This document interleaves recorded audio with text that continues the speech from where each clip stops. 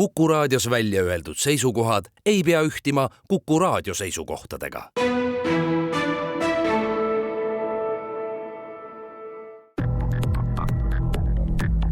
Krimiraadio.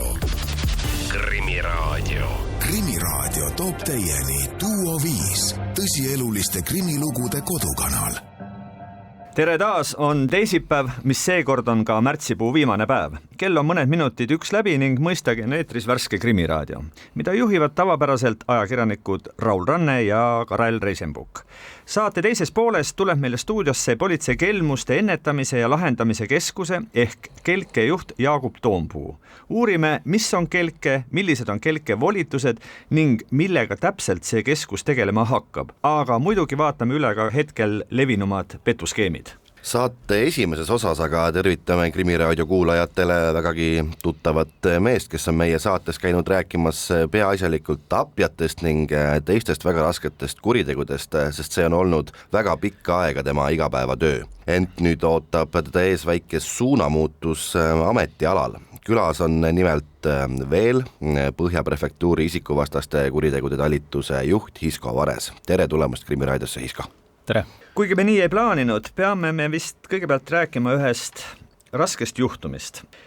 Politsei eriüksus pidi Kose vallas just siin mõni päev tagasi kõrvaldama relvaga vehkinud politsei korraldustele mitte allunud vanema mehe. Kas võid mõne sõnaga lähemalt rääkida, mis juhtum see on, millega tegu? Jaa, et tegemist tõepoolest väga kurva looga ja tegelikult ega ma väga pikalt selle loo juures peatuda ei taha, juba seetõttu, et menetlus alles käib ja tegelikult asjaolud on selgitamisel. No nii palju võib-olla siis saab välja tuua, et tõepoolest tegemist oli siis juhtumiga, kus politsei suunas sihiti tulirelvaga ja politsei oli sunnitud kasutama ise samuti surmavat jõudu ehk siis tulirelva. Et tõepoolest me oleme juba varasemalt siin korduvalt selles Krimiraadios ka rääkinud sellest probleemist ja kui inimestel on käes relvad ja nad sellega vehivad ja mis võivad olla selle tagajärjed, et täna kahjuks ongi tagajärjed käes ja kõige kurvemad. Aga tegelikult oli su saatesse kutsumise põhjus ju see, et sa jätad oma vana ameti isikuvastaste kuritegude talituses ja lähed Põhja prefektuuri julgestusbüroosse, ehk siis hakkad tegelema kõige sellega, mismoodi Eestis kaitstakse neid kõige tähtsamaid inimesi. No, Hisko, milles siis asi? Kas kõik need mõrvad, verijäng viskas ikkagi lõplikult üle?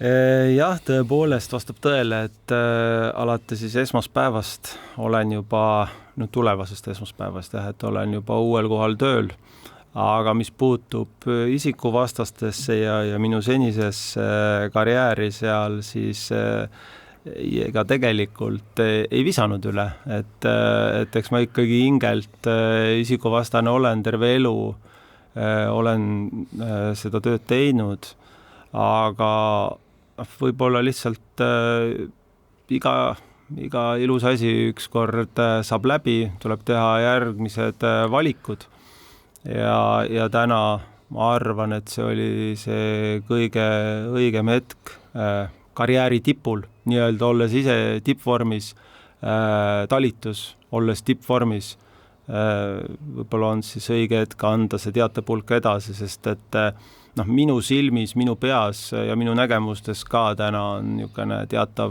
murdepunkt tekkinud, kus me vajame nendele kõige raskematele kuritegudele ja nende lahendamistele hoopis uut vaadet ja see ei ole alati politseiline vaade, et politsei jääb alati sinna kõrvale, politsei jääb alati aitama, aga tegelikult need põhjused, miks mingid asjad juhtuvad ja inimesed raskelt viga saavad, järjest rohkem me näeme, et need on kusagil lapsepõlves, kusagil väga kaugel tegelikult sellest hetkest, kui see kole kuritegu toime saab pandud.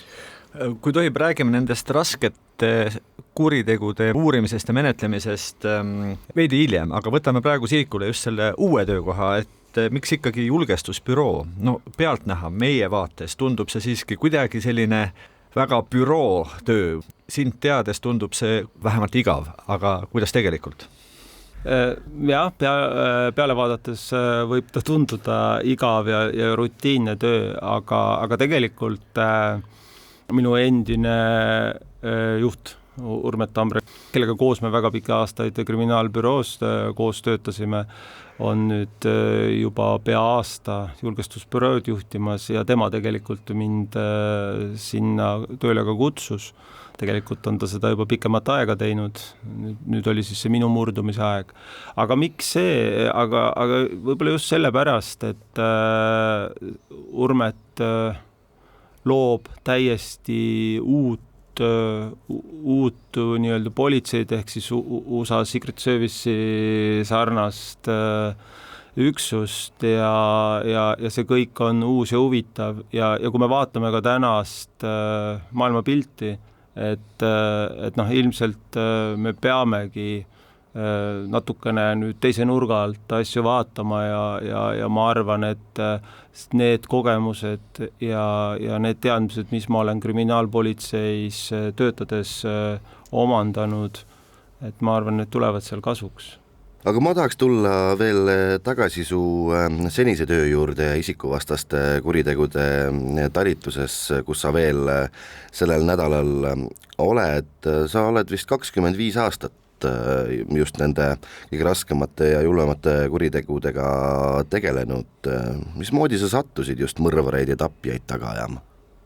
No tegelikult kohe alguses ma ei sattunud mõrvareid ja tapjaid taga ajama, et ma lõpetasin 2001. aastal Sisekaitseakadeemia ja siis ma läksin tegelikult tööle Maardusse.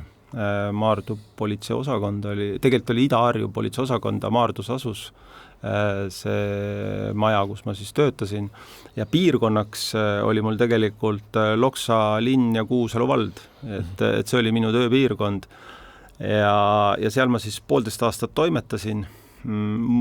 Tegelikult suhteliselt üürikest aega, aga see oli nagu minu jaoks suur valgustus ja valgustus selles mõttes, et ma nägin, kuidas tulemusi ei ole võimalik saavutada, et kui sa oled üksik hunt kusagil, jah, mul olid väga ägedad konstaablid, kes minuga koos mind aitasid ja minuga koos töötasid, aga ma ei suutnud seal tegelikult mitte midagi ära teha. Ma nägin, et ikkagi kriminaalpolitsei töö on meeskonnatöö, et seal tuleb kambaga toimetada.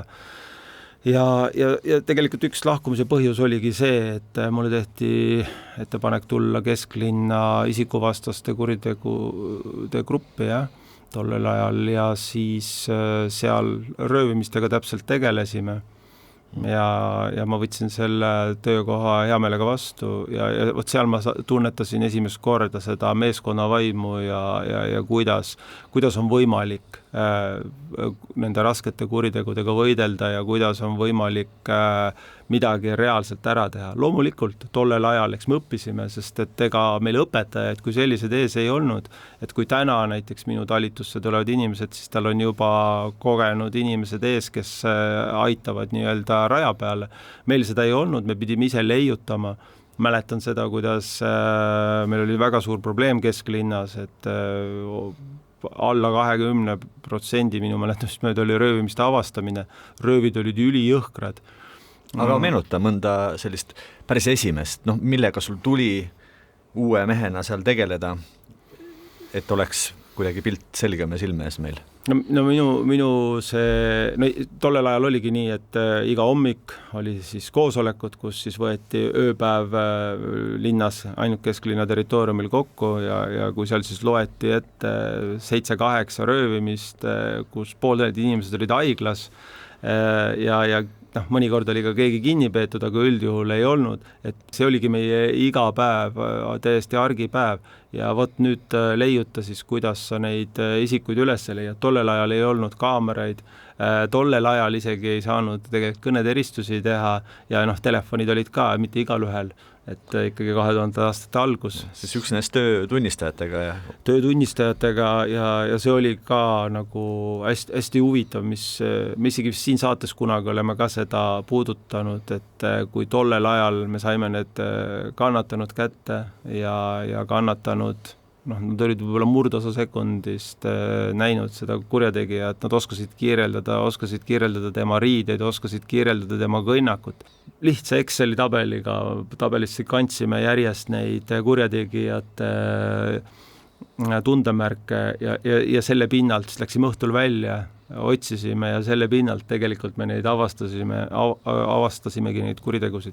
Aga miks see nii raske kesklinnas oli, me ise ei saanud ka tükk aega aru, et kuidas Lasnamäel on 80%, Põhja-Tallinnas 90% see avastamine, et miks meil nii madal on. Aga pärast me saime sellest aru, et tegelikult kui mujal linnaosades olid reeglina need kurjategijad kohalikud, ehk siis lõppude lõpuks ikkagi politseinikud teadsid neid, lihtsalt oli vaja see õige inimene üles leida, kes siis selle info välja annab, aga meil oli nii, et sõideti sisuliselt üle Eesti kohale, tehti nädalavahetusel või õhtuti teemad ära ja hommikul vara mindi, et mingit pidepunkti neil Tallinnaga ei olnud ka, et see oli ikkagi päris korralik väljakutse. Kogu see minu karjäär nagu on läinud niimoodi õppimise, õpid teed, et leida seda õiget nurka, kuidas kuritegevust ennetada, et me mäletan seal algusaastatel panime endale eesmärgiks ka, et ennem töölt ära ei lähe, kui röövid on likvideeritud Eestis ja täna ma võin tegelikult öelda, et sisuliselt röövid kui sellised ongi tänavatelt läinud, et näed, et ongi õige aeg lahkuda. Aga teeme siin ühe väikese pausi. Krimiraadio. Krimiraadio toob teieni Duo 5, tõsieluliste krimilugude kodukanal. Krimiraadio jätkub, stuudios on endiselt ajakirjanikud Raul Ranne ja Karel Reisenbuk ning meie tänaseks külaliseks on pikaaegne Põhja prefektuuri isikuvastaste kuritegude talituse juht Hisko Vares, kes on nüüd suundumas uutele väljakutsetele julgestusbüroosse. No tänasest saatest on saanud selline pisuke meenutus saada sellest 25 aastast, mis sa, Hisko, oled tegelenud nende julmade kuritegudega. Kui me juba meenutama hakkasime, siis kas on sul endal mõni selline tapmisjuhtum, mis on kuidagi sellest ajast eraldi või eriliselt meelde jäänud ja miks? No üks juhtum on jah, et võib-olla laiem üldsus mäletab seda teemat või seda isikut Matrixi nime all, minu jaoks Enrico Nurm, ja võib-olla laiemale üldsusele algab see nii-öelda lugu sellest tapmisest ja vägistamisest, aga minu jaoks tegelikult algas ta juba mõned aastad varem, kus siis Enrico ühelt meesterahvalt vabaduse võttis, ta pagasnikusse toppis ja mööda Tallinnas Männiku teed politseis põgenes, autoga avarii tegi. Õnneks küll see meesterahvas, kes seal pagasnikus oli, jäi elu ja tervise juurde. Aga tema, Enrico tuli meile isikuvastastele siis esimest korda pilti, vabaduse võtmise eest läks ta tookord ka vangi ja minu mäletamist mööda mõisteti talle 3-aastane vanglakaristus, aga üllatus oli suur, kui üks hetk järsku Enrico oli uuesti väljas ja oli hipodroomi taga vägistanud ühe tütarlapse, teda röövinud ja mõned päevad hiljem ka Pirital ühe inimese ära tapnud, et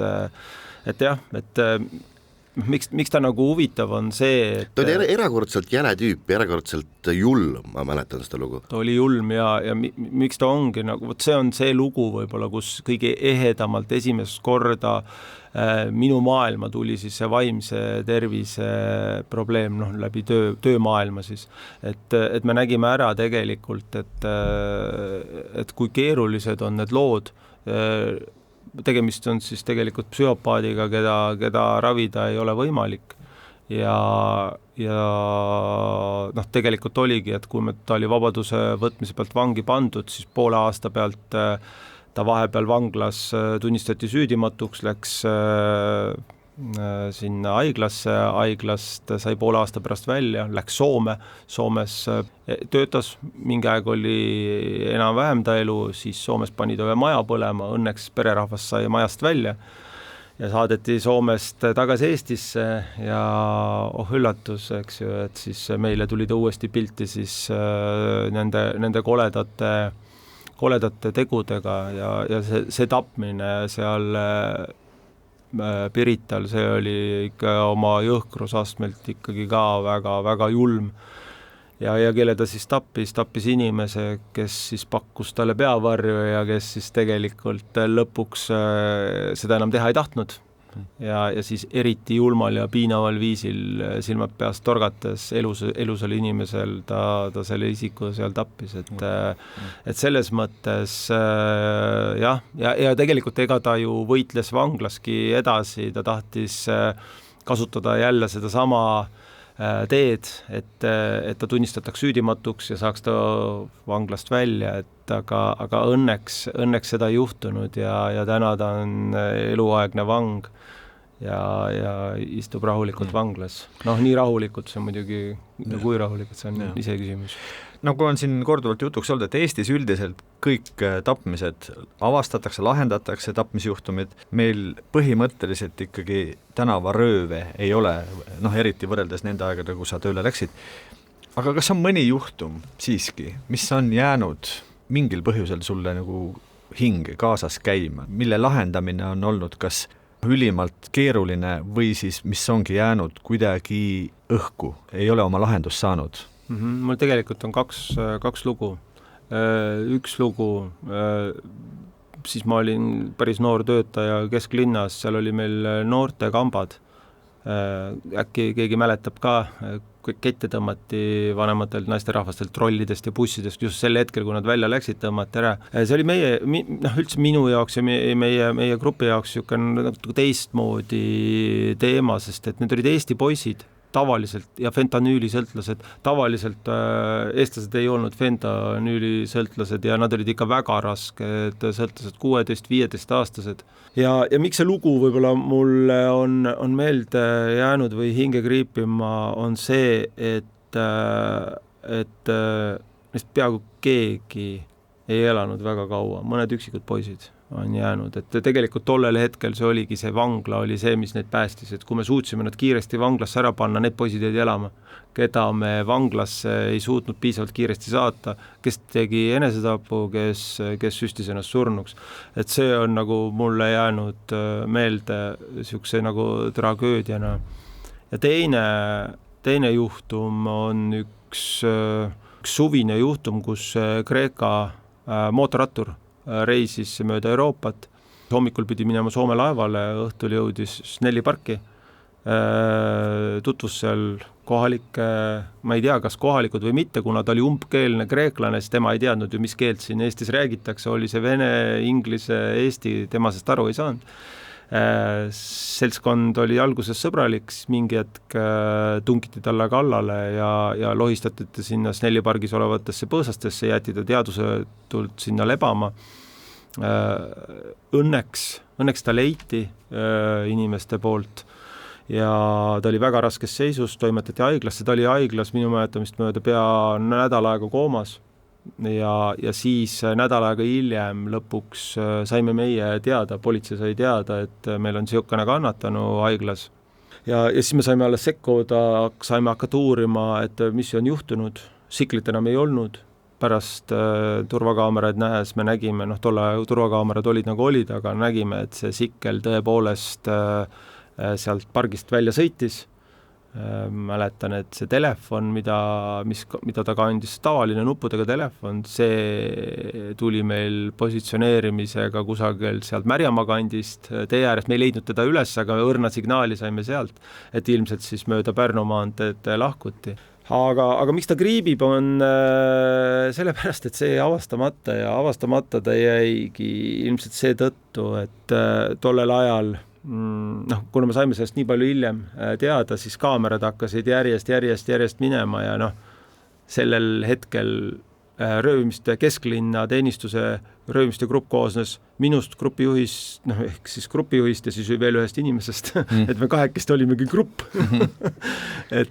aga et siis olid lihtsalt, täna ma võin väita 110%, see jääks pimedaks, et selle me uuriksime kindlasti valgeks, aga tollel ajal aeg oli natuke teine, et mis veel kord näitab seda meeskonnatöö olulisust ja seda sihistatud tööd, et eks need väiksed apsud, kõik need nurgad ongi jätnud minu elule ka jälje ja ma olen nendest proovinud õppida ja järgmine kord palju paremini toimetada. Hitsko, kui sa 2024 pälvisid politsei teenete risti kuldmedali, siis öeldi sinu kohta, et sul on suurepärane vaist ohtlike kurjategijate tabamisel. Mis see tähendab? Kuidas sa tunned ära ohtliku kurjategija? Kuidas sa saata kätt? Eks osaliselt olen juba selle saate jooksul ära ka vastanud, et tegelikult see on see sihipärane töö, see on see meeskond, mina sain selle kuldmedali, aga tegelikult selle kuldmedali taga on ikkagi minu meeskond. Mina olen lihtsalt selle meeskonna juht ja mul on au sellist tiimi juhtida, et lihtsalt kui on vaja tööd teha, siis me teeme ja keegi ei küsi, miks me seda teeme ja panus on täpselt sellel seltskonnal nii pikk kui vaja, et pigem on olnud mure see, et neid inimesi vahepeal ka puhkama lasta, et mul on suhteliselt noor seltskond tegelikult, et seal on mõned vanemad uurijad, meie briljandid nii-öelda, kes annavad noortele seda tuge ja siis noored 3-4 5 aastat, et ja kui täna armastatakse väga rääkida, et meil on mingid nõrgad generatsioonid, siis ma ütleksin, et see generatsioon, need noored on ikkagi palju tugevamad, kui mina omal ajal politseisse tulles olin, sest et arvestades, et nad täiskäiguga, nii kui nad tööle tulevad, neil on kohe gaasipedaal põhjas ja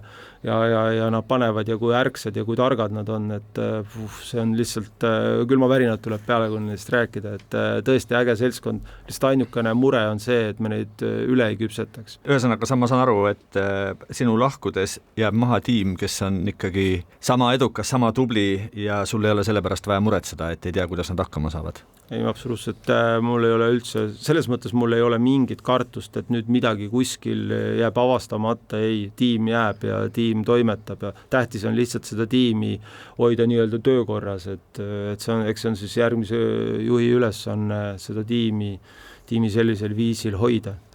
Kui sa nüüd vaatad viimaste aastate seda pilti, milles sina oled töötanud seda kuritegelikku maailmas, neid kuritegusid, neid inimesi, siis mis sulle muret teeb, mida sa nagu kokkuvõtteks ütleks, mis seisus me oleme? Sa oled siin mitut puhku osutanud, et see paljus ei ole enam üksnes politseitöö, et see on palju laiem tööpõld.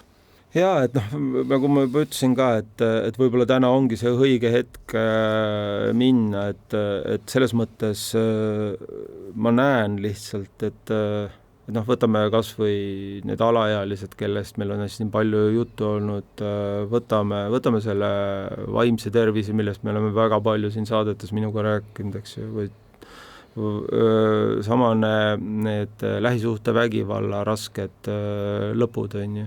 Et kui sa sinna sisse vaatad, siis sealt tegelikult tuleb see taust, pikk taust taga, ja võt seda osa nagu ei kontrolli üldse politsei, et see ei olegi politsei rida, et ja täna pigem ongi, mina näen seda, et hästi palju ressurssi tuleks suunata sinna rohujuure tasandile, et hakata seal proovima midagi ära teha, et on see reeglina lähisuhte vägivald, et seal on juba kümneid ja kümneid tegelikult teemasid varasemalt algus, nad kaklevad ja võitlevad omavahel ja lõpuks see kulmineerub, et seal on politseil on hästi vähe tööriistu, et kuidas neid kuritegusid ära hoida. Me teame, põhimõtteliselt me võime juba nii-öelda ka tunnetuslikult öelda, et kus see asi käest ära läheb. Aga sellest on vähe kasu, meil peavad olema tööriistad ja täna ma ütleks, et pigem on lihtsam ennetada, ehk siis võtame kas või need lapsed, et hakata maast madalast, me näeme ära, võtsin siin jaanuari-veebruari statistika, ma näen sealt, et 30-40 juhtumit on meil kuus, kus juba 0-2-aastased lapsed on erinevate juhtumitega seotud, kus siis reeglina vanemad kaklevad, vanemad võitlevad hooldusõiguse pärast, aga see kõik jätab lastele ju jälje, ehk siis nemad kasvavad selles keskkonnas ja sealt saavad nad omad traumad ja see kõik jääb jälle kestma, et ehk siis hästi palju tuleks täna ikkagi panna rõhku sellele rohujuure tasandile, kaardistada, mida keegi üldse teha saab.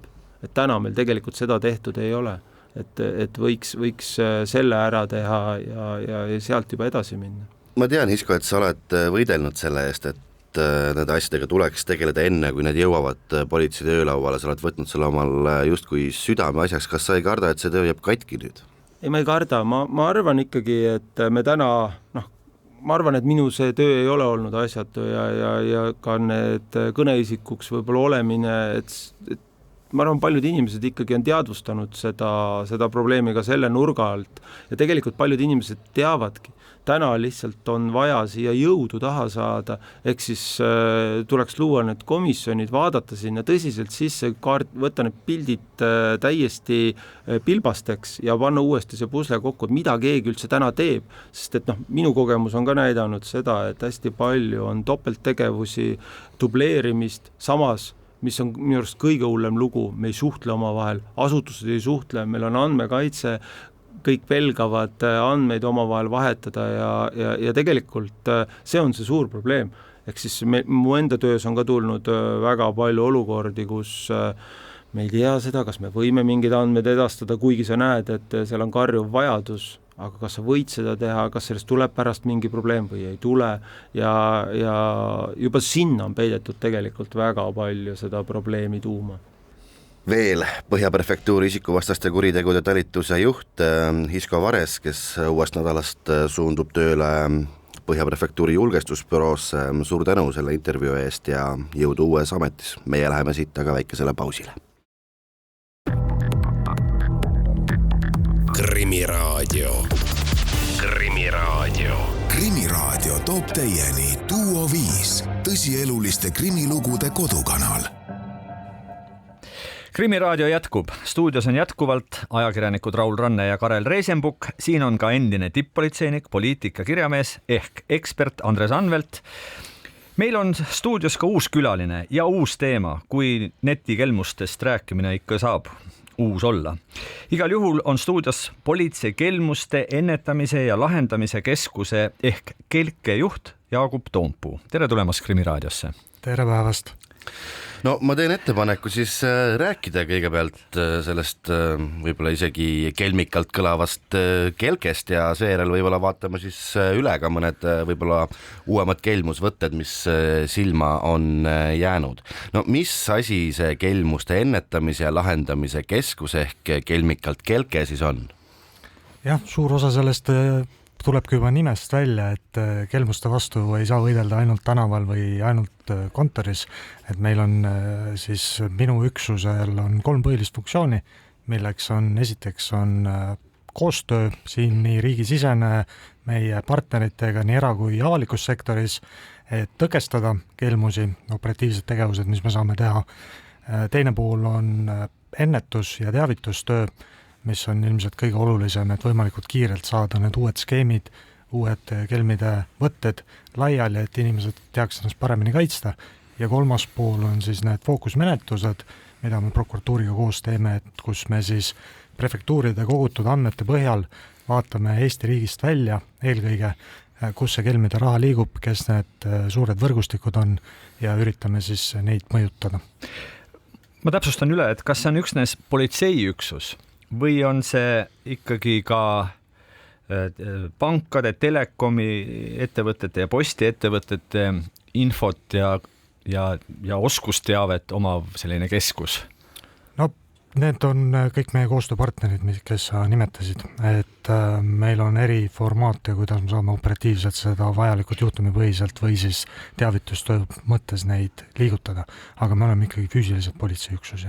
No Andres, kuidas see tundub, kas ammu oli aeg sellise keskuse loomiseks või me oleme siin selles oma saateski mitut puhku rääkinud, et võiks ju olla selline kõikide prefektuuride ülene keskne asutus, kes kogu seda infot valdab ja siis koordineeritult ka tegutseb. Kuidas sul tundub? No ma kõigepealt tahan kiita, et selline üksus lõpuks tehti, aga kindlasti tuleb aru saada, et kui me räägime riigist, räägime politseist, siis me ei ole kahjuks nii operatiivsed kui need samad kelmid, kes loovad oma sidemeid erinevates maailma riikides, otsivad endale ohvreid erinevates maailma riikides, aga mis ma tahan öelda, on oluline see, et antud juhul siis ikkagi kõik see oskusteave kogutakse ühte kohtu, kogu praktika tuleb ühte kohta, samas et asju analoogiliselt tehtud on ju meil Eestis, just eriti keskkonnaapolitseis, millega minu elu on olnud seotud aastakümneid, väga palju, täpselt samuti, kui me Eesti oli amfetamiini laine all, siis kogu amfetamiini menetlus näiteks võeti keskkrimkasse kokku, mingi muu organiseeritud kuritegevuse tegevus, ega ta kohe ei tulnud. Selleks tuleb kindlasti veenda nii politseijuhte, tuleb veenda ka poliitikuid, seepärast, et siin on küsimus ka selles, et ressurssi läheb üksjagu. Ja muidugi ma arvan see, et eelmine aasta Eesti ikkagi kannatas selle kõige suurema kolossaalsema numbri all, mis meil avalikult välja tuli ja ma olen kindel, et politsei teab see number tegelikult suurem, siis parem hilja kui mitte kunagi ja ma ise loodan väga selle peale. No, ressursist rääkides, siis kui palju ressurssi sellel kelkel on, kui palju inimesi siis nüüd nende ikkagi, ma ei tea, pandeemiaks muutunud kelmidega võitlema asub? Inimesi on meil piisavalt. Jälle, et meil ei ole tegelikult see on suur erinevus enamus politseiüksustega, et meil eelkõige ta ei ole menetleva kompetentsiga üksus, sest kui me räägime menetlusest, siis sinna tulevad jälitusasjad juurde, et lõviosa tööd tehakse endiselt ära prefektuurides. Nemad on need, kes iga päev nende rohkem kui 10 juhtumiga, mis meil sisse tuleb, tegelevad. Möödunud aastal oli meil suurusjärk 3800 juhtumit.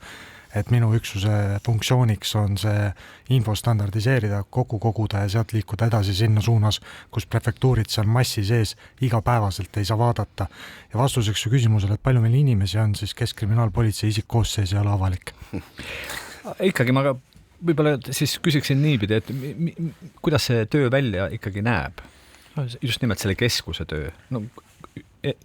Puhuks, kui me teame, et nüüd, eks ole, operatiivne tegevus käib koha peal, prefektuuride tasemel, siis ikkagi mida see keskus teeb, kuidas see töö välja näeb?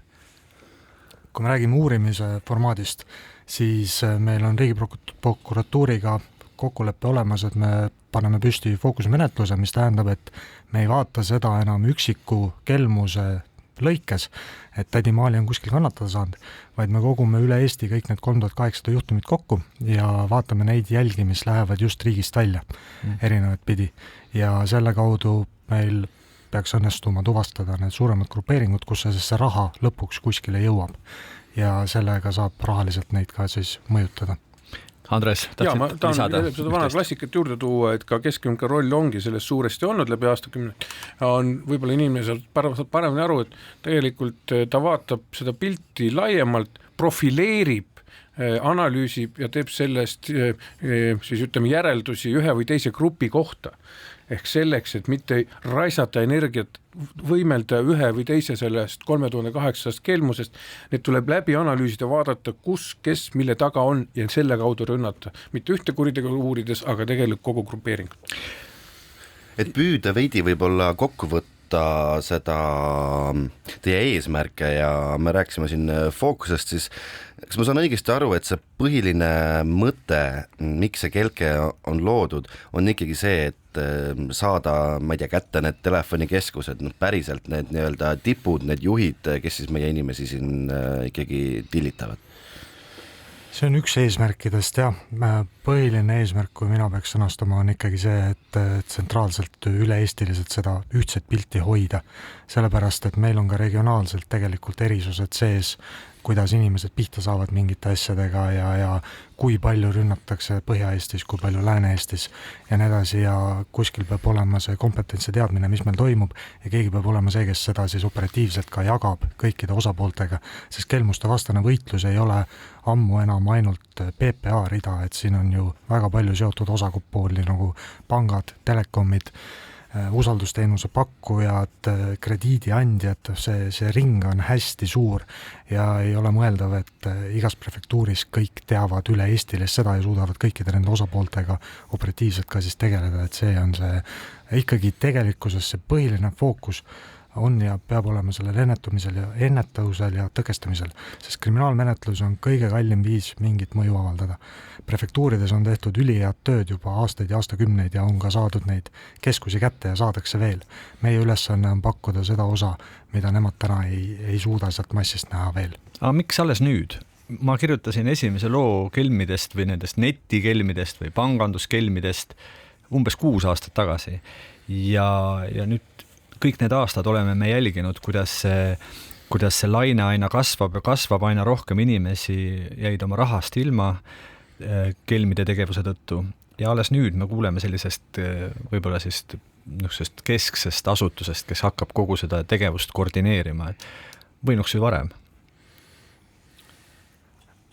Võinuks ilmselt igasuguseid asju, et ega see ei ole, kelmused 6 aastat tagasi tundub kaua aega, aga viimane kord, kui me siin olime, siis Andres rääkis 30+ aastat tagadest lugudest samamoodi, et tegelikult see ajajoon on hästi pikk, et politseis me hakkasime keskendunumalt vaatama seda paar aastat tagasi ja tegelikult kogu möödunud aasta olid need erinevaid plaane, pidasime millist versiooni, sellepärast et eesmärk ei ole ju üksust luua üksuse loomise pärast, eesmärk oli luua loodetavasti midagi, mis päriselt nagu toimib ja see, mis lõpp-plaan nüüd tuli, see oli alles mitmes plaan nendest, mis läbi käis möödunud aasta jooksul ja tahes-tahtmata see nii riigi kui see politseisüsteemi pööramine ja muutmine võtab lihtsalt aega.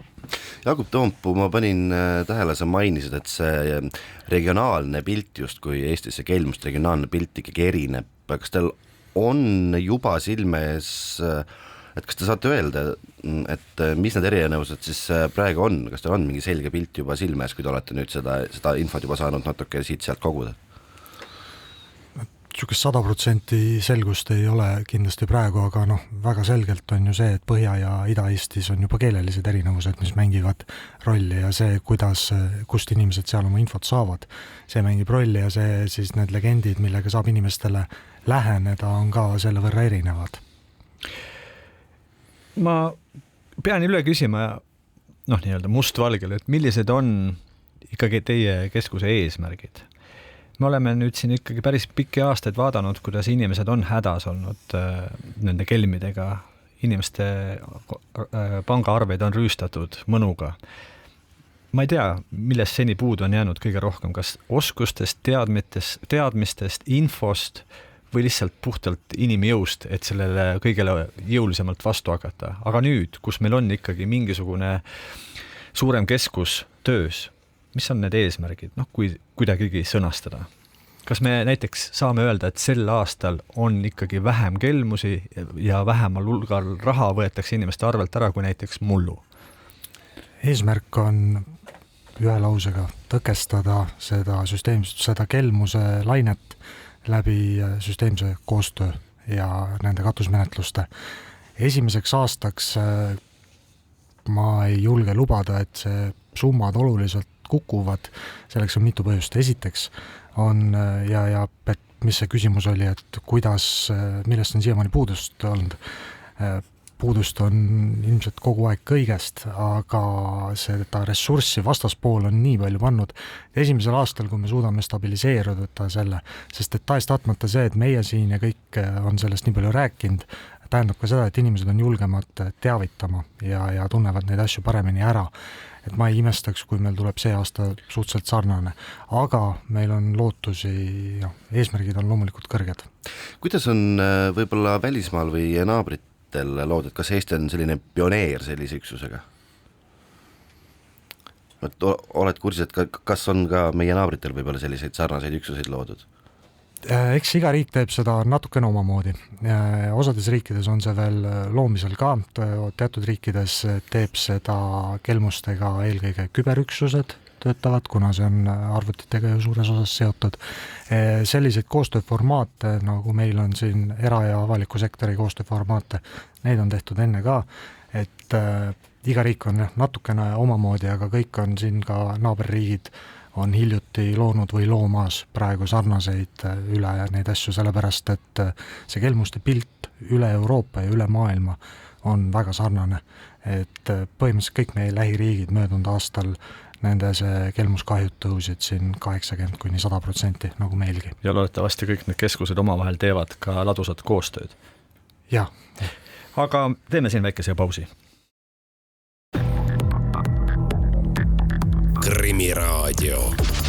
Krimiraadio. Krimiraadio toob teieni Duo 5, tõsieluliste krimilugude kodukanal. Krimiraadio on pausilt tagasi, stuudios jätkuvalt ajakirjanikud Raul Ranne ja Karel Reisenbuk, samuti on meiega saate teises osas liitunud ka Andres Anvelt. Ja külas on meil täna kelmuste ennetamise ja lahendamise keskuse ehk Kelke juht Jaagup Toompuu. Andres, enne pausile minekut sa ei jõudnud rääkida, aga tahtsid pausi ajal öelda, et midagi oleks sul lisada siin nüüd? Jaa, selle eelmise ploki lõpuks tuleb ära mainida ka üks väga oluline nii-öelda ennetus ka kurjategijate suunas. Kui kogu maailmas aeg-ajalt on erinevate raskete, just nagu öeldakse äriliste kuritegude, milleks on ka kelmused vastu tehtud neid nii-öelda task force või töögruppe, siis nende üks eesmärk on see, et saata ka väga selge signaal, et siia ei ole mõtet või ei ole nii edukas oma kriminaalseid investeeringuid teha. Miks? Sest siin seisab vastusüsteem, kes analüütiliselt teeb kindlaks ka sinu näiteks samas Ukrainas, Moldaavias, Venemaal, kus iganes ja koostöös, kahjuks Venemaa tänapäeval mitte, suudab ka selle sama kõnekeskuse ära elimineerida. Me tahan öelda, et see preventiivne signaal on oluline mitte ainult meie inimestele, vaid täpselt samuti ka kurjakatele, et ei ole mõtet. Tahaks väga loota, et see sellisena toimib. Aga Jaagup Toompuu, millised on viimased kõige värskemad uudised nii-öelda pangakelmide maailmas? Millise skeemiga on viimasel ajal kõige rohkem inimesi rünnatud? Siin on muutus sisuline olnud viimase 3 kuuga, et kui möödunud aastal oli enamus, ütleme, meie ohvrid, kelmuste ohvrid oli läbilõig, suhteliselt täpne läbilõige kogu Eesti ühiskonnast, vanuseliselt, sooliselt igatpidi ja raha liigutati kõiki võimalikke viise pidi, siis tänaseks on kelmid tagasi liikunud vanemate inimeste juurde, sündinud 1930, 1940 suures osas ja suures osas muukeelsed. Ja väga olulise muutusena juba möödunud aasta lõpust on see, et on liigutud kõvasti tagasi sularahasse. Esimese 2 kuuga sellel aastal 51% juhtudel arvuliselt siis oli sularahas liigutati. Et käiakse füüsiliselt sellel sularahal järgi või petetakse inimestelt nende pangakaardid, ID-kaardid välja. No mul nüüd 2 küsimust. Kõigepealt, millega seda seletada, et nüüd on tagasi liigutud just nimelt selle vanema seltskonna juurde?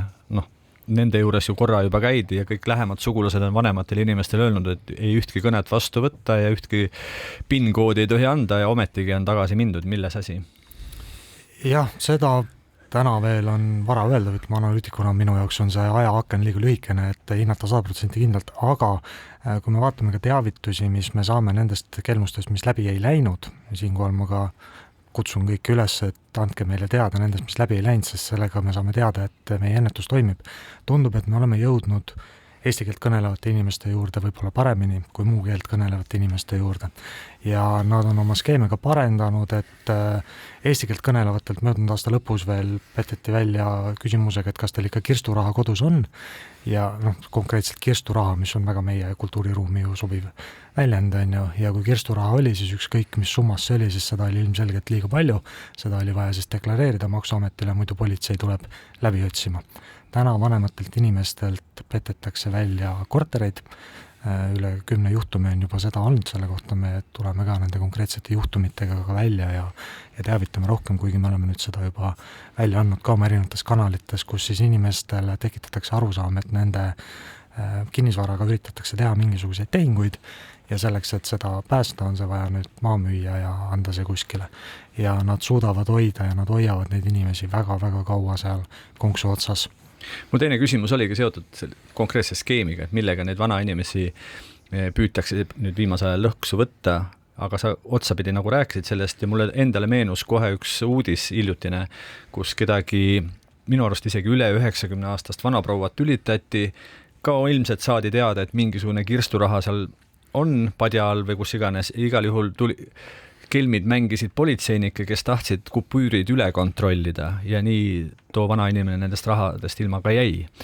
Aga mis skeemid veel hetkel aktuaalsed on? Ma näen, et LHV ja SEB panga poolt tulevad mingisugused õngitsuskirjad. Millised need on? Mida seal õngitsetakse? Järjest tuleb politsei teated nende kohta. Jah, et kõnekelmused toimuvad meil enamasti nädala sees ja nädalavahetusel siis tuleb rohkem neid õngitsuskirju. Ja õngitsuskirjad ongi, nagu siis ütlesid, et näiteks LHV-lt tuleb, et teil on turvaintsident või on vaja uuendada oma andmeid. Samamoodi nad katsetasid siis, kui Smart ID-ga oli palju uudiseid, et tuleb Smart ID Plus, siis saadeti välja, et teie Smart ID-le on logitud sisse Moskvast iPhone 7-ga, palun siin kinnitage, vaadake üle, et ei ole midagi ja need muutuvad selles mõttes pidevalt, et parasjagu mis neil veebilehed olemas on ja katsetatakse, aga jah, see viimased nädalad on LHV ja SEB, aga nad saadavad neid kõikide pankade nimelt välja ja saadavad, et näevad samasugused välja, et seal peab olema ise tähelepanelik. No just mõni päev tagasi näiteks üks 36-aastane naine sai kõne petturitelt, kes ärgitasid kannatanud viima tema pangakaardid Omniva pakiautomaati.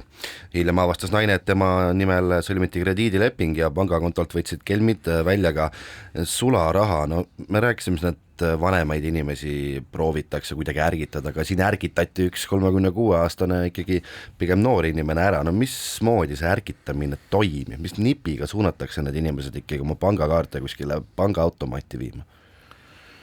Pangakaartide automaati või üleandmine on kaks põhilist, ma ütleks. Üks on see, et see on vaja kinni panna, hävitada või midagi sellist ja selleks, et siis lihtsalt aidatakse, et tullakse, võetakse ära ja tuuakse teile uus asemele, see on üks.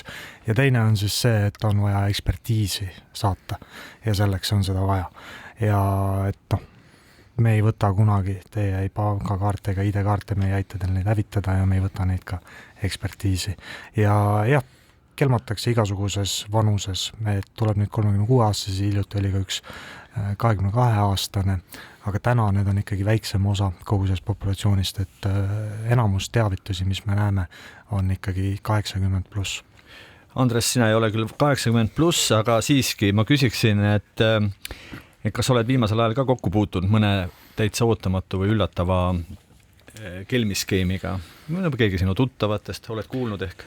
Muidugi olen kuulnud, aga Jaagupi jutu lihtsalt täiendamiseks, et ka näiteks muukeelsed, siis mulle mõni päev tagasi üks täitsa edukas ettevõtja, kelle kodukeel on rohkem vene keel Eestis, rääkis mulle tõsimeeli, küsis nõu ühe võimaliku investeerimisprojekti kohta, mis tal tuli kuskilt välismaalt.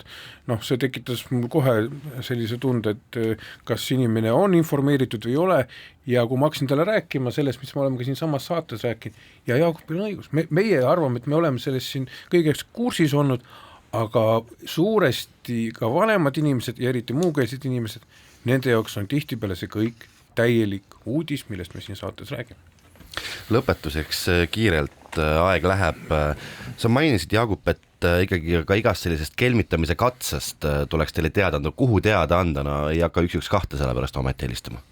kelmused@politsei.ee, et meie jaoks on see väga-väga oluline info, nagu me korra ütlesin, mõtlen korra veel, et just see, et siis me teame, et millised sõnumid on kohale jõudnud, milline grupp on rohkem teadlik ja kui me räägime veel kõnekeskuste nendest ohvritest, et kui meie siin ei saa aru, et kuidas inimesed satuvad sinna, siis panen inimestele südamele, tuletan meelde, et selle inimese jaoks, kes selle kõne saab, on see üks kõne. Sellele, kes seda kõnet teeb, on see 300 kõne, 3000 kõne võib-olla. See on neil väga peensusteni läbi harjutatud ja katsetakse kogu aeg. Et selles mõttes ei tasu kunagi arvata, et meie küll ohvriks ei satu, sest skeemid muutuvad piisavalt kiiresti, et kuidagi on võimalik meile kõigile pihta saada. kelmuste ennetamise ja lahendamise keskuse juht Jaagup Toompuu, aitäh, et leidsite aega saatesse tulla. Sellega on tänane Krimiraadio lõppenud. Täname kõiki kuulajaid. Saadet juhtisid ajakirjanikud Raul Ranne ja Karel Reisenbuk, samuti oli meiega ka ekspert Andres Anvelt. Järgmine Krimiraadio nagu ikka eetris juba järgmisel teisipäeval. Kuulmiseni. Krimiraadio. Krimiraadio. Krimiraadio toob teieni Duo 5, tõsieluliste krimilugude kodukanal.